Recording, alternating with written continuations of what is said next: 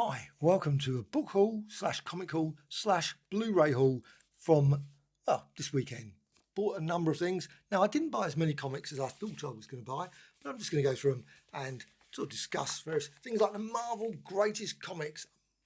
I love these ones, these collections. For me, they're the closest probably I'll ever get to the originals without, of course, spending a fortune. So this one, Calamity on the Campus, of course, Dragon Man. And I love this story because this story was one of those ones that sort of gave, they were just strolling around campus. That was all they were doing until, of course, Diablo and Dragon Man turn up. But I love those sort of stories. It's ones where they sort of nothing much happens, and it's sort of like a very casual story you got here, where the Thing obviously is playing American football. I just think that's absolutely brilliant. It's like a bit of cheating there, I think, having the Thing.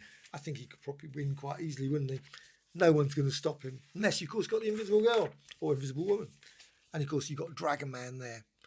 Dragon Man, of course, turned up a lot later, but also Diablo, of course, turned up later. But these great little stories. Likewise, Breakout in Cell Block 10, of course, classic from Tales of Suspense. The only thing they didn't put, which was slightly annoying, they never put the issue.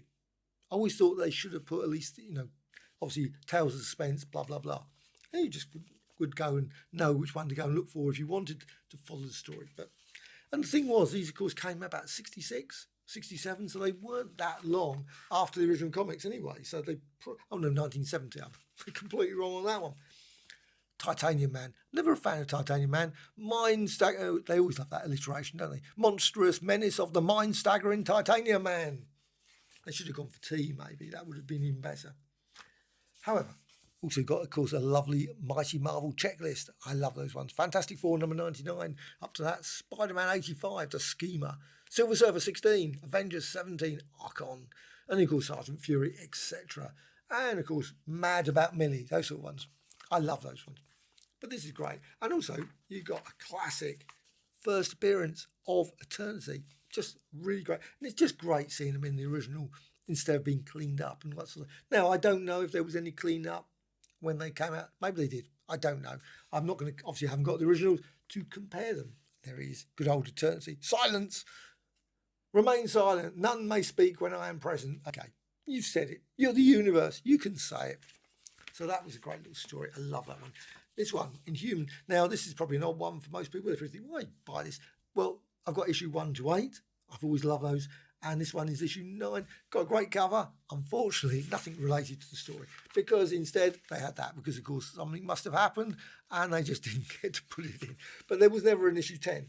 Somewhere between the city of New York and Rolling Hills of Pennsylvania lurked the pages of what would have been Inhumans 9. But have no fear. Sit back and enjoy this Kirby classic from Amazing Adventures number 1 and 2. Be sure to join us for the next issue. Don't ever think there was another issue 10. Not certain if there was, but I don't think so. So you got there, of course, the Inhumans there. Great little story. But at the same time, obviously, a bit of replaced artwork. But it was nice just to get the final issue as far as I'm concerned. Unless someone points out there was an issue 10. This is issue 56, which, of course, is just after the classic Jim Starlin Thanos, first appearance of Thanos. And the artwork is very similar. Still got Rasputin's Revenge. A bit of a sort of non-story particularly, but still a good story. I really enjoyed this one. I remember reading it recently in the Epic collection that came out. And it's obviously someone that obviously wants to become the next Doctor Strange, working at it. And of course, he's got this lovely character there to help him as well. The power of someone, Tavi, apparently. Pitiful mortal, how could you expect it to defeat me? Well, of course he does. But would have been nice, of course, to pick up issue 55 for £2. I love these ones. Robinson Crusoe, Marvel Classic Comics.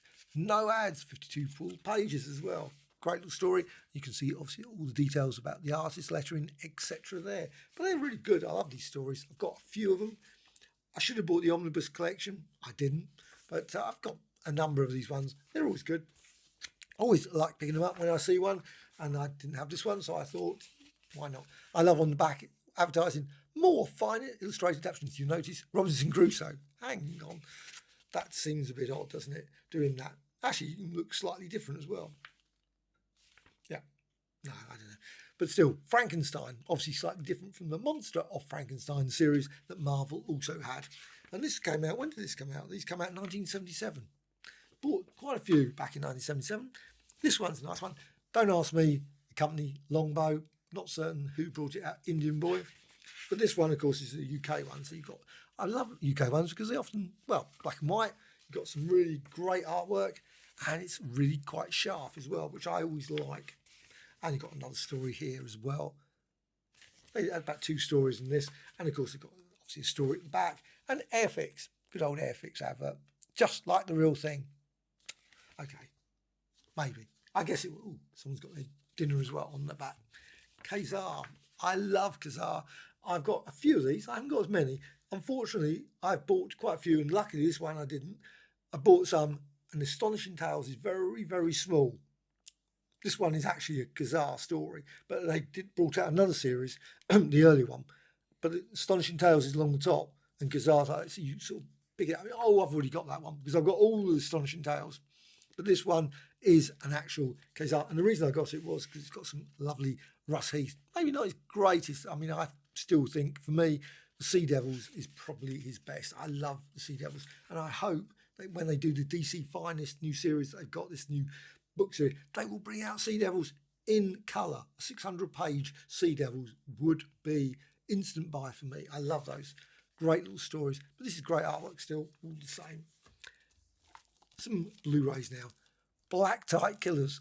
This is just really awesome. I mean, I haven't watched it yet, but I've seen bits and pieces online, of course, on the various trailers and other things. Wow, this looks great. Every bit as stylish and inventive as the wildest works, blah, blah, blah, blah. Spy spoof, gaudy 1960s pop delight ranks with the Joseph Losley, Modesty Blaze, as well as Mario Bava's Danger Diabolique, which is brilliant. I'd love to see that in 4K Blu-ray. And this, it's got a lot of extras, of course, loads of various things. 87 minutes, should be amazing. Certainly what I've seen of it so far, it looks the sort of film that I love. So I love Japanese films. That 1960s period, they brought out quite a lot of very odd films and they're worth checking out. One of my favourite films, Ice Cold in Alex. I love this one, mainly because of the desert, them fighting against them, pushing up the truck and all that sort of stuff. Just absolutely the final bit, of course, with just amazing. It's got some cool special features. I thought I must get this film. Anthony Quayle. I loved Anthony Quayle. John Mills, of course, brilliant. Sylvia Sims, and so on. It's just great, great story. So one of the most enjoyable British war films. It's one of those ones that you can just watch anytime. One of those ones you put on and you can watch it, enjoy it. Thoroughly enjoyable one there. So special edition. Deborah Watling. I'm certain that many fans who are Doctor Who fans, and I really enjoyed this week's Doctor Who, even though it had a weird ending. I have to say it was a bit of an odd ending for the character. I'm not going to say anything because you might not have watched it. I don't want to spoil it, but I thought still an odd ending. It was a bit of a slushy, sentimental sort of ending as well, and all those sort of things. But like I say, I don't want to say anything more than that. But I did enjoy it. I thought Doctor Who started badly, and I thought it improved. So actually, I started to really quite like the new Doctor. I always struggle sometimes. I think, when it changes, you think, am I going to like this character? He was great. Absolutely brilliant. Thoroughly enjoyed all the series. So I'm looking forward to the next series. Yeah, it's... But anyway, onto this book. Saw this one. I thought, yes, Daddy's Girl, the autobiography. And, of course, she died only a couple of years ago, didn't she? So you got here first time in her own words, all the various things, and it's got lots about Doctor Who. However, there was also another Doctor Who book that I picked up and put back, and I thought afterwards I shouldn't have done, and that was the Doctor Who Diary, and that's from Telos, and that looked pretty good. It was about a real thick 600 odd pages of all the notes from the William Hartnell period. Probably would have bought it if it had been the Patrick Troughton period. Patrick Troughton period for me, obviously with Deborah Watling, Fraser Hines, of course, went to Padbury. I love those stories. That's when I grew up watching Doctor Who. William Hartnell, slightly a bit before my time. I remember watching some of them, I think like the Cybermen, the first appearance of, but I was not. I can watch them. They're actually quite good. Pleasure Girls. I had this, got rid of it, regressing, and I thought, well, I'll get this one again. $9.99. I thought, I'll get that one.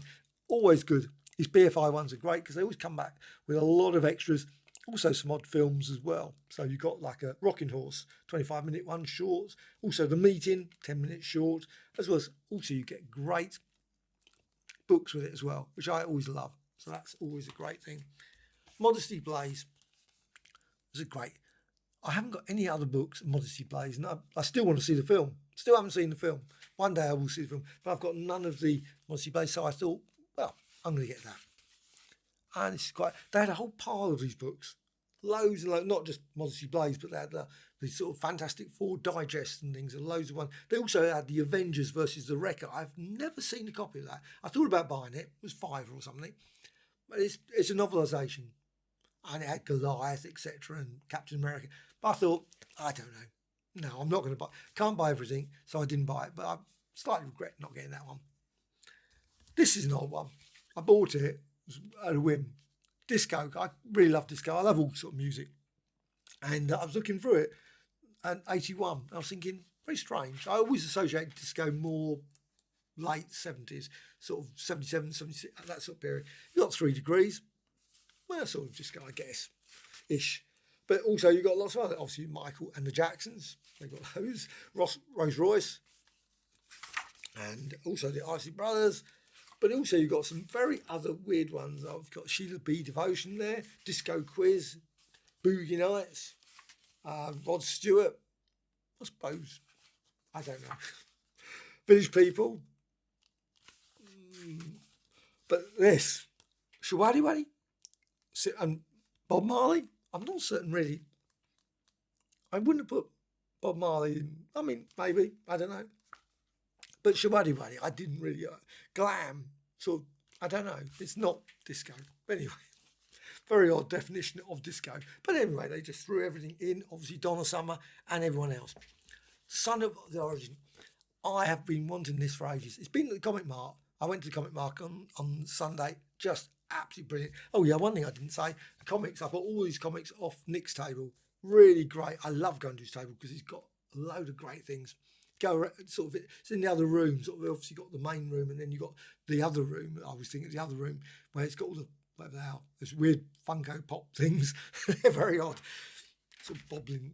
Yeah, but his table was great, full of some really wonderful. I always love flicking through it. It's got like Justice League of America's, loads of really good issues, and I always think great prices. So I'm always enjoy going through those. Anyway. Son of Origins, Marvel Comics. I was just leaving and I thought, you know what, I'm going to buy it finally. It's been there for ages. This one you can see who's in it. Silver Surfer, Daredevil, obviously. Scarlet Witch. Why they put Scarlet Witch, I don't know, but it, of course, is, well, in fact, Scarlet Witch doesn't even appear in it. No, Scarlet Witch does not appear in it at all. So that's a real weird one to put in. But I just suddenly thought about that. That's strange. Why did they include her? But all the others, Iron Man, they didn't include it. The Iron Man, of course. Well, they have got the Iron Man. They got the origin of Iron Man. They got the Watcher. And did they leave anyone out? Because that's the thing. It's odd, isn't it? But you can see, obviously, there the origin of Marvel Comics. I love that one. Also, I haven't got Bring On the Bad Guys. That's one I'm definitely looking forward to find. I've got quite a lot of these Fireside ones now, and so I've been collecting quite a few. But this is great. Sorry, let's just get to the book itself. Of course, you've got the classic X-Men one. I think it's really good. Now, is it the same as the original comics? No, they've obviously done a bit of clean-up, bit of change there. It's not the same. But still, I think it's obviously slightly different from, it's obviously a matte. I think it's not glossy. And you got there, obviously, Iron Man, his early days in grey. And, of course, later Iron Man there. Odd stories. They had these stories.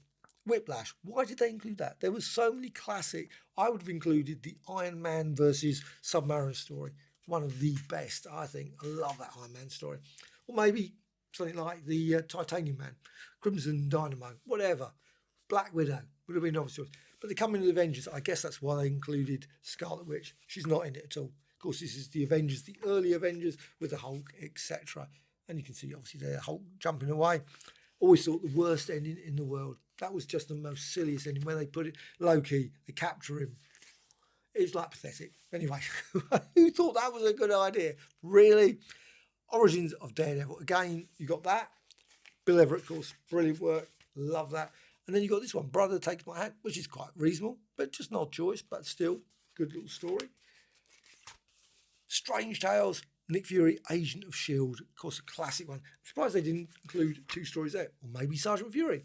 They could have actually included Sergeant Fury as well, couldn't they? Instead of the Iron Man story or Daredevil, they could have had Sergeant Fury as well as Nick Fury. That would have been so much more sensible, but they didn't. And I think that would have been great. With also, of course, the Watcher story. Real nice one. The origin of the Watcher. And there you've got, of course, the Silver Surfer. Not the origin of the Silver Surfer, but in this case, the first issue. Slightly inconsistent the way they've done this, but still, great little book. Son of Origins. You know, nice condition. Reasonable condition anyway. And on to the next one. I love these ones. Marvel collector item classics. And of course got the Scarecrow story, Doctor Doom there, Doctor Strange, and the Metal Master in the Hulk. Final issue, of course, of Incredible Hulk. They were great. I just love that. Wish they'd continued with this title for a lot longer. Of course, it changed into Marvel Superheroes. But you got here, I love the fact they always included that, the House of Shadows. And of course, Doctor Doom, the micro world of Doctor Doom. Guest starring the Ant-Man. Absolute classic. Yeah, meet Ant-Man. I have to even point him out because he's so tiny in that little bit of story there. And there he is, Ant-Man there. But just great little story with, of course, Doctor Doom and then the Scarecrow character. Iron Man faced lots of these sort of characters that turned up once or twice. Now, Scarecrow did turn up again a lot later, but he was never a big sort of mega star, was he? And, of course, you've got this classic Doctor Strange. Just brilliant, brilliant story. Love the haunted house story there. That turns out to be slightly different from what you think. And of course, you've got the checklist as always. Love the checklist. But also Metal Master. Brilliant Ditko. Love that bit of Steve Ditko artwork. One of my favourites. Just an odd little story. Feels like sort of character that would be in one of the sort of early monster stories. Metal Master was not sort of like your average. It really does feel that sort of way. Metal Master coming down to Earth, destroying all the... They could have removed the Hulk from that story. Wouldn't have mattered. There would have been just a human sort of working it out that, oh yes, we can do it by... And of course you've got the Hulk there being bashed by his putting a... So I think just great little set of stories. And of course it's nice to see them because these are, to buy them, the original comics, ridiculously expensive. So it was really great that Marvel did bring these ones out before they decided to restore them, clean them and everything else. Great little tales. This one's an odd one. I love Steve Ditko work, so this one I just hit something. Oh, Steve Ditko. Obviously, this must have been quite a late Charlton comic. I mean, yeah, good old Steve Ditko's work there, and nice little story. Now I don't know if it's been reprinted from an earlier because quite a lot of the ones, the Charlton ones later, were definitely reprints. They sort of and the artwork. It's actually saying that. The printing is quite good because quite a lot of those Charlton's later ones did look quite, I always think, pretty rough and faded. But there you got some, I love it. Great little story. Mr. Everyman. Mr. Everyman. Okay, the Mysterious Traveller. But again, brilliant bit of Ditko artwork. Always love his work. Whatever. Also, I liked a lot of his later stuff as well. A lot of it's quite weird. Oh, that's an unusual one, isn't it? Henry Boltwood. Bolthoff. The plug was out. It's very true. But it's just an odd... Actually, when I saw the cover, I thought, that's a great cover. I didn't realise it was Ditko. I don't know why. I don't know who I thought it was, but I thought that's a great cover. I'm a big fan of Warlord of Mars. And this one's a king-size annual. You can't beat a good old king-size annual. Actually, it was a table at the Comic Mart full of giant-size, king-size and all those sort of ones. It was just great going through them. I must admit, I didn't buy any, but they were really amazing. Just, oh, that one, I remember that one. So I had all like giant-sized Defenders, giant-sized Avengers, giant-sized Fantastic Four. There was lots of great issues there, but they've become quite expensive. But this one, of course, great. I love Deja Thoris, all the characters of John Carter.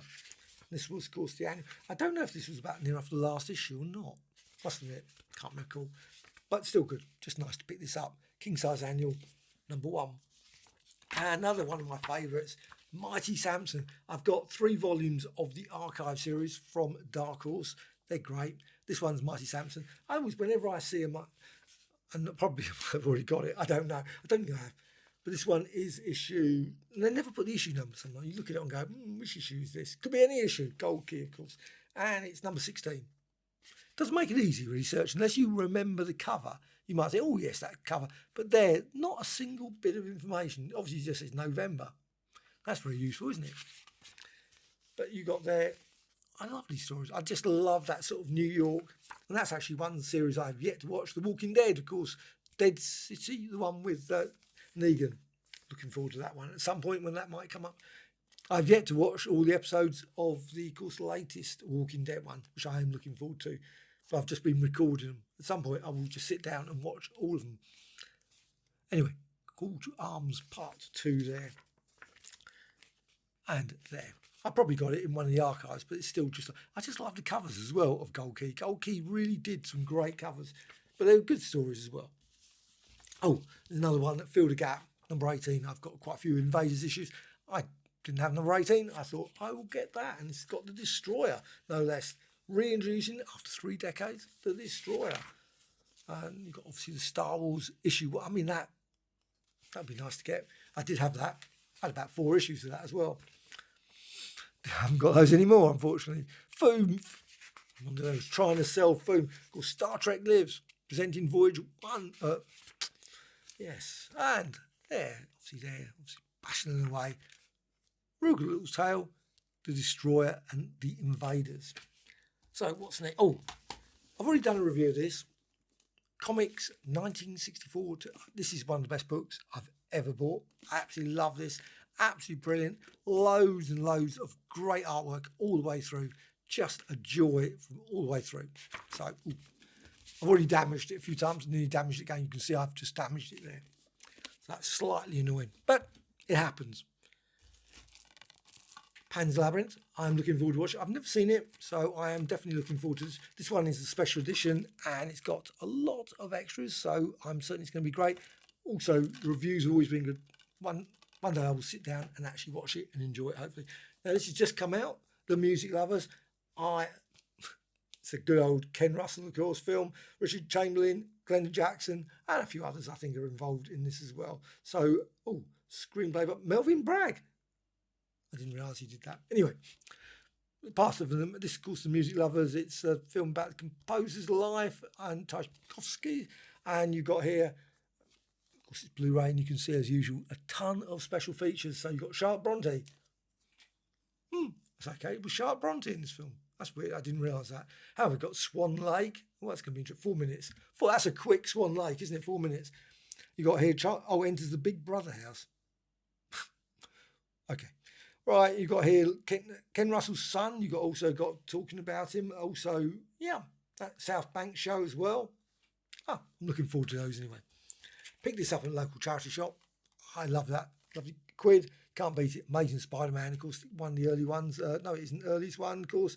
This is the Andrew Garfield Spider-Man. So I'm looking forward to sitting and watch that. Mastered in 4K, no less. Maximum picture, expanded colour. And it's also, of course, got a few extras. 9 additional deleted scenes, etc. So that'd be good. I enjoyed the film, actually. Electro was okay. I'm certain I might watch it, might enjoy it. Here's one film that I really didn't enjoy when I first saw it. I thought, this is so... But I probably was in not the world's greatest mood that day. And sometimes I do that. I watch a film, I think, I'm going to go and watch something else. Might be football on or something. Who knows? But this time, I will give it another go. I thought, well, I'll get that for £1 from my local charity shop. Of course, Timothy Spall is always great, so it should be fine. I'm quite certain. Another viewing, I might thoroughly enjoy it. Hasn't got that many extras. In fact, just one, unfortunately. Would like to see a few more extras than that, but still, that's what it's got. This one looks amazing. I haven't seen it. You can see, obviously, it's still all sealed up. Just came today. And it's got Cersei, I will say her name wrong, Ronan, Eleanor Tomlinson, Cosmo Jarvis, Ralph Ineson. And the thing is about this, it's all done as a painting. Looks stunning. I am quite certain it's going to be a very interesting film. So it's got interesting reviews. I'm just going to give it a go because I haven't seen the Vincent van Gogh one. There was a Vincent van Gogh one done in a similar style. So these sort of things can be good. But it's certainly what I saw in the trailer. I thought, yes, I'm going to enjoy this. So this one, The Peasants, I did see it down in Maidstone, down in town, and I thought, oh, shall I buy that? And I put it back. I wasn't certain because I didn't know anything about it. It's one of those ones I thought, love both those actresses. Just brilliant. They're always brilliant. Most things, especially Saoirse Ronan, I think is one of the best. So it was one I thought, yes. But I wasn't sure about the film because apparently it's all set in Poland or something, 19th century Polish village. Not sort of thing that I generally jump to watch, but hotbed of gossip, ongoing feuds, held together rich and poor, etc., etc. Visually, it looks amazing. The story sounds very interesting, so I am looking forward to watch that. Here we go, Around the Mulberry Bush, good old classic from 1960s. This one's 1967, Flip Side series, again BFI, love their films. So this one's of course got a lot of extra bits and pieces as well. Apparently it was all filmed in Stevenage, good old Stevenage. I have been there. Watched, I think, of course, Maidstone beat Stevenage in football. So that's one reason Stevenage. But glossy coming-of-age comedy, directed by Clive Donner, following exploits of sex-obsessed Jamie Barry Evans, who was great in the film I just watched. I love that one. The Marianne film by Peter Walker. It just was brilliant. And swinging 60s. So that should be really good. So that one, again, is one of these BFI ones where they've got the DVD and they've also got the Blu-ray in the pack as well.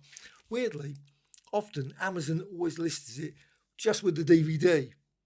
And you look at it and think, no, it's got the Blu-ray as well. But it just puts DVD and you think, Always I find that's one of the troubles with their listings. They often blend them all together and you look at it, and often because of that I go off somewhere else because I just think, I'm not really certain. Am I ordering the Blu-ray? Am I ordering the DVD? I do not know. Or the 4K even. Very confusing sometimes. Underworld.